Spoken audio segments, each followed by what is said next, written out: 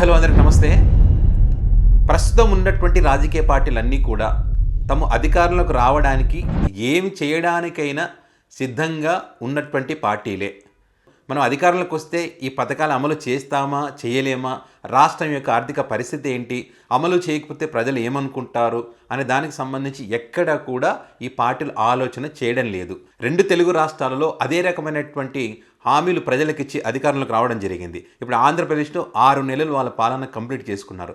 మరి దీనికి సంబంధించి వాళ్ళు ఏదైతే పథకాలు అమలు చేస్తూ ఉన్నారో వాటికి సంబంధించి ప్రజల నుంచి ఫీడ్బ్యాక్ తీసుకునే ప్రయత్నం చేస్తే మరి ప్రజల నుంచి తీవ్ర వ్యతిరేకత వస్తున్నటువంటి క్రమంలో వాళ్ళు అమలు చేసినటువంటి కొన్ని పథకాలకు సంబంధించి కూడా వాళ్ళు అక్కడ ఫీడ్బ్యాక్ తీసుకునేటువంటి ప్రయత్నం చేయలేదు. ఎందుకంటే ఆ అమలవుతున్నటువంటి తీరు కరెక్ట్గా లేదు కాబట్టి ప్రజల నుంచి వ్యతిరేకత వస్తుందనే ఉద్దేశంతో వాటిని కూడా అడగలేనటువంటి పరిస్థితుల్లో అక్కడ ఏపీ సర్కారు ఉంది. ఇటు తెలంగాణ రాష్ట్రానికి సంబంధించి ఏడాది వీళ్ళ పాలన కంప్లీట్ చేసుకున్నారు.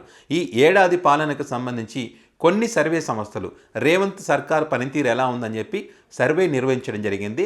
ఆ సర్వే సంస్థల యొక్క ఫలితాలను ఈరోజు కొన్ని ప్రధాన పత్రికలు ప్రచురించడం జరిగింది. వాటి గురించి కనుక మనం చూస్తే ప్రధానంగా కాంగ్రెస్ పార్టీ అధికారంలోకి రావడానికి ప్రధాన కారణం ఏంటి? 6 గ్యారెంటీలు. ఇక్కడ వీళ్ళు 6 గ్యారెంటీలతో అధికారంలోకి వచ్చారు కాబట్టి అటు చంద్రబాబు నాయుడు గారు కూడా మరి ఈ 6 గ్యారెంటీలను సూపర్ 6గా మార్చేస్తారు. ఇందులో ఉన్నటువంటి కొన్ని కాపీ చేసి అందులో పేస్ట్ చేసుకున్నారు. మరి ఇక్కడ ఏ రకంగా అమలవుతుందో అక్కడ ఏ రకంగా అమలవుతుందో అందరికీ తెలుసు. సో ఇక్కడ వీళ్ళు 6 గ్యారెంటీలో మొదట రాగానే అమలు చేసిందంటే ఫ్రీ బస్సు, తర్వాత జీరో కరెంటు. సో ఇది కూడా కొన్ని చోట్ల అమలవుతుంది, కొన్ని చోట్ల అమలు కావట్లేదు. అదేవిధంగా రైతు రుణమాఫీకి సంబంధించి ఇది కొంతమందికి అయింది, కొంతమందికి కాలేదు. సో ఈ రకంగా జరుగుతున్నటువంటి క్రమంలో 1 ఇయర్ పాలన ఏ రకంగా సాగిందని అనేక సర్వే సంస్థలు, కేకే సర్వే అనుకోండి, చాణిక్య స్ట్రాటజీ అనుకోండి, ఓటా సర్వే అనుకోండి, ఒక HMTV కూడా సర్వే చేసిందని చెప్పి కూడా ప్రధాన పత్రికల్లో వచ్చింది. వీటికి సంబంధించి ఇందులో 18 సంవత్సరాల నుంచి 65 సంవత్సరాల వరకు కూలీలు, ఉద్యోగులు, నిరుద్యోగులు, విద్యార్థులు, వ్యాపారస్తులు, చిరు వ్యాపారస్తులు, మరి అన్ని సామాజిక వర్గాలకు చెందినటువంటి వాళ్ళు, ఇట్లా అన్ని వర్గాలకు సంబంధించి వాళ్ళ దగ్గర అభిప్రాయాలు తీసుకునేటువంటి ప్రయత్నం చేస్తే అందులో ప్రధానంగా వీళ్ళు అడిగింది ఏంటంటే రేవంత్ రెడ్డి పాలన ఎలా ఉంది, గత ముఖ్యమంత్రి పాలన ఎలా ఉంది, ఈయన పాలన ఎలా ఉంది, అదేవిధంగా 6 గ్యారెంటీల అమలు తీరుకు సంబంధించి వాళ్ళు అడిగితే ఈ 6 గ్యారెంటీలకు సంబంధించి వీళ్ళు అడిగితే 82% మంది అసంతృప్తితో ఉన్నారంట. అది పథకాలు అమలు చేస్తే కనీసం ఎంతో కొంత 50% అయినా వాళ్ళు సంతృప్తి పడేవాళ్ళు. మరి పథకాల అమలే సరిగా లేదు కాబట్టి, పథకాలే అమలు చేయట్లేదు కాబట్టి ఇంకా దాని గురించి ఏం చెప్తారు? ఈ రకమైనటువంటి అభిప్రాయాలు ప్రజల నుంచి వస్తాయి. సో అదేవిధంగా ఏదైతే రేవంత్ రెడ్డి గారి పాలనకు సంబంధించి ఒక 100 మార్కులు, ఈ 100 మార్కులు మీరు ఎన్ని మార్కులు వేస్తారంటే 25 మార్కులే వేశారంట. అట్లా వేసినటువంటి వారి సంఖ్య శాతం 59% మంది 25 మార్కులే. అంటే కనీసం పాస్ మార్కులు కూడా పడినటువంటి పరిస్థితి రేవంత్ సర్కార్ అనేటువంటిది దీన్ని బట్టి మనం అర్థం చేసుకోవచ్చు. ఈ రానున్న రోజుల్లో జరగబోయేటువంటి స్థానిక సంస్థల ఎన్నికల్లో మరి మీరు ఏ పార్టీకి ఓటేస్తారంటే బీఆర్ఎస్ పార్టీకి ఏమో 39%, కాంగ్రెస్ పార్టీకి ఏమో 30%, బీజేపీ పార్టీకి 19%, మిగిలిన 7% వేరే వాళ్ళకి వేస్తామని చెప్పారంట. ఇక అదేవిధంగా కొడంగల్ నియోజకవర్గంలో అంటే రేవంత్ రెడ్డి గారి సొంత నియోజకవర్గంలో కూడా 57% ప్రజలు అసంతృప్తితో ఉన్నారంట. ఇక ఒక ప్రధాన మీడియా తీసుకున్నటువంటి శాంపిల్స్ అంటే వాళ్ళు 64,894 శాంపిల్స్ తీసుకుంటే అందులో 23,594 మంది వాళ్ళు మాత్రమే రేవంత్ రెడ్డికి సపోర్ట్ చేశారంట. మిగతా వాళ్ళు సపోర్ట్ చేయలేదు. అంటే ఎంతటి వ్యతిరేకత ఉన్నటువంటి పరిస్థితి ఉందో చూడండి.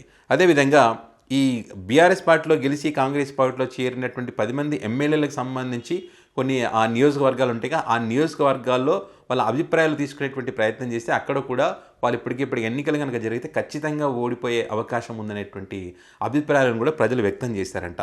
సో ఈ రకంగా వీళ్ళ పథకాలకు సంబంధించి అమలు తీరు కరెక్ట్గా లేదు.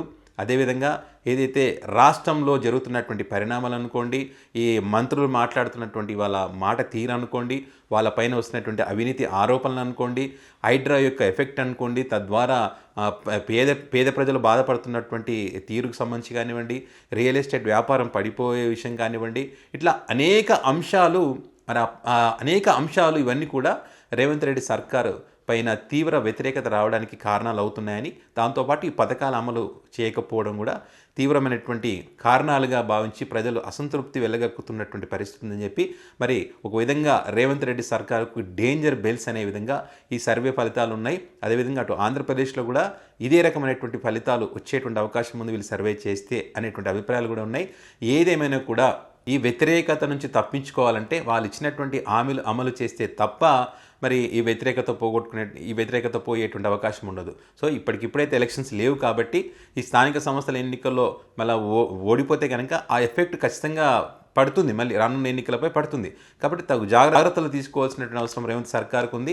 అదేవిధంగా ఈ పథకాల నుంచి కాపీ కొట్టినటువంటి చంద్రబాబు నాయుడు గారు పెడుతున్నారో వాళ్ళు కూడా మరి ఇక్కడ వస్తున్నటువంటి డేంజర్ బెల్స్ని గుర్తుపెట్టుకొని దానికి అనుగుణంగా వాళ్ళు కూడా పథకాలు అమలు చేస్తే వాళ్ళ మీద ఉన్నటువంటి వ్యతిరేకత పోయే అవకాశం ఉంటుంది. లేకపోతే ఖచ్చితంగా ప్రజలు తగిన బుద్ధి చెప్పడం ఖాయం. సో వీటికి సంబంధించి అయితే చాలామంది ఇటు 2 తెలుగు రాష్ట్రాలకు సంబంధించినటువంటి ఈ ప్రభుత్వాలకు సంబంధించి దొందే ప్రజలను నమ్మించారు, ప్రజలు కూడా నమ్మి మోసపోయారనేటువంటి అభిప్రాయాలను చాలామంది వ్యక్తం చేస్తూ ఉన్నారు. సో చూద్దాం రానున్న రోజుల్లో ఈ వ్యతిరేకతను పోగొట్టుకుంటారా లేకపోతే ఇదే కంటిన్యూ చేస్తారన్నది.